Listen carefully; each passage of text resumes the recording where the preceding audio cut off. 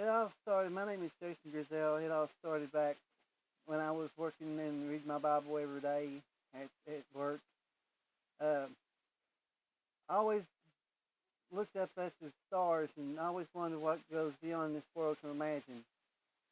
Uh, it didn't dawn on me for a while, but I always wondered what lie behind all the stars and the moons and the galaxies and stuff. And every night I lost my job because I was smoking a little weed.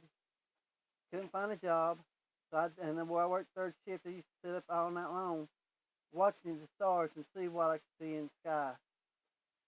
Well, the babies was getting down low on groceries, so I had to do something. So I sold my big bass amp to my brother-in-law, Nathan Duchesne, and he gave me $75. So I went to walk to Walmart because we lived real close to it in Lenore, North Carolina, Walmart. So I walked there. I got two loaves of bread, two packs of bologna, two jugs of liter of pop, and a bag of chips. On my way back, I seen this old man, nice feller, with a crutch in one hand. He was sitting there, bless his heart. He was a beggar on the street.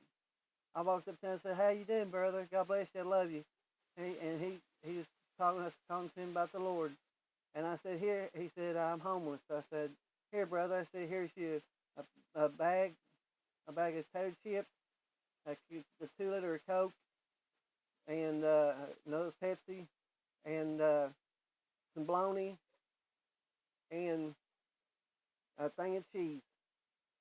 And we cried and talked about the Lord. I said, "Well, here, brother." I said, "Here," I said, "since you're homeless," I said, "here, take all my jewelry," and it was real gold too, and silver. I said, "Take all this," and I said, "pawn it and get whatever you can out of it," and I said, "buy you something to eat from McDonald's or something." Me and him sat there and cried, and this one black dude stopped and thought I was starting trouble with him, but he seen we was just crying with one another and talking to one another. And he said, "You know what? I was not poor." He said, I have money." He said, he showed me a silver ring, had an eagle on it. And I was talking, and I said, he said, "You keep that." I said, "No," I said, "I want you to keep that gold and silver." I said, "You're well worth it all." And that time, whenever I did that, uh, we walked, and he said that his daughter, kicked him out of home after she got his Social Security check every month, kicked him out in the streets to live on. So we went to this old abandoned house on the porch and sat there, and he showed me how good God had blessed him to have food, to eat apples and stuff. And I sat and ate with him and laid down beside of him. He made a bed out of old boards and stuff and tables. And I said, "Papa," I said, "what would you like to have right now?" He said, "Man, it'd be good to have a good cup of coffee."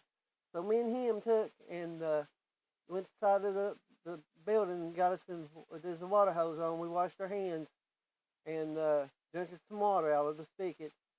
And I went and got him some coffee while he was asleep and come back. I made two fresh pots of coffee and put it in the thermos and brought it back to him, and he was gone. Well, I went to bed that night, and when I woke up, there was a key, a weird looking funny key in the middle of my Bible. Well, I didn't know really what it was. I asked Mom what it was. She said it looked like some kind of key. Dad said he didn't know, it looked like a broken toy. But I put it on, and I was headed down the road. And first I helped this India guy, and he knew I had no money, so he gave me helped him mop the floors and stock some beer and stuff, and gave me all the stuff I wanted, more than whatever my job was. But he did it to help me out, and that's why I loved that man to death too. And took it to Mom and them, and on my way, I knew the clouds started rolling back. I knew something was up. And when I started walking, I started seeing things that really blow your mind.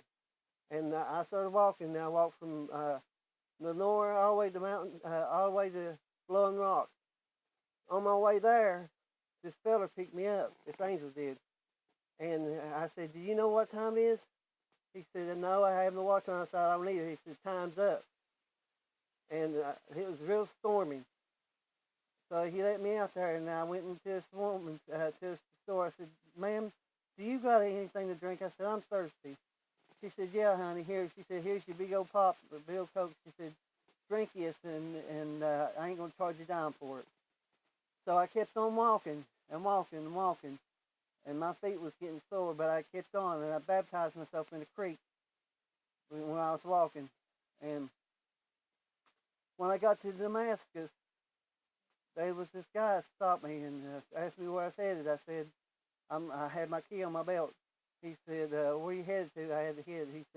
I said, I'm headed to Grundy because my brother had a record deal for me. And he said, I said, so I had to get there. He said, well, hop on in here. He said, I said, what's your name? He said, Daniel. And he said, yeah. He said, scared the hell out of you, didn't it? I said, what? He said, yeah, just hop on the back. Well, he went to go back to his house, him and his wife or something. And I noticed he went and got a gun. And I had a bad ear feeling he was going to shoot me and rob me. So I jumped over the creek into the mountains.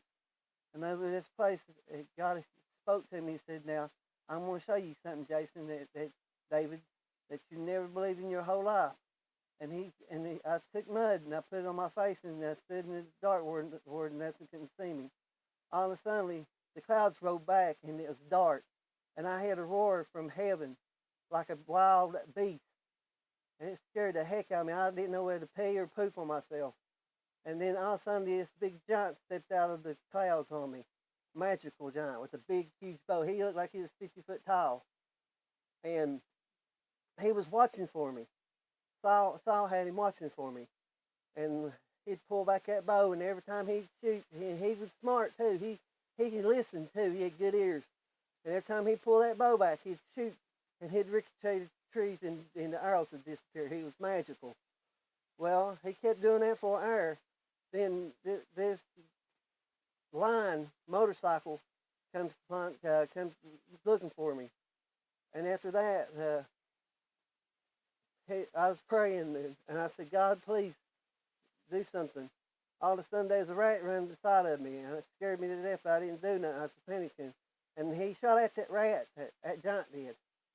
And he shot again, and it ricocheted. He'd be looking again to see where I was at. And I said, please, God, move him out of the way. Because he just showed me what them angels in heaven fights every day, them giants, how big and tall they are.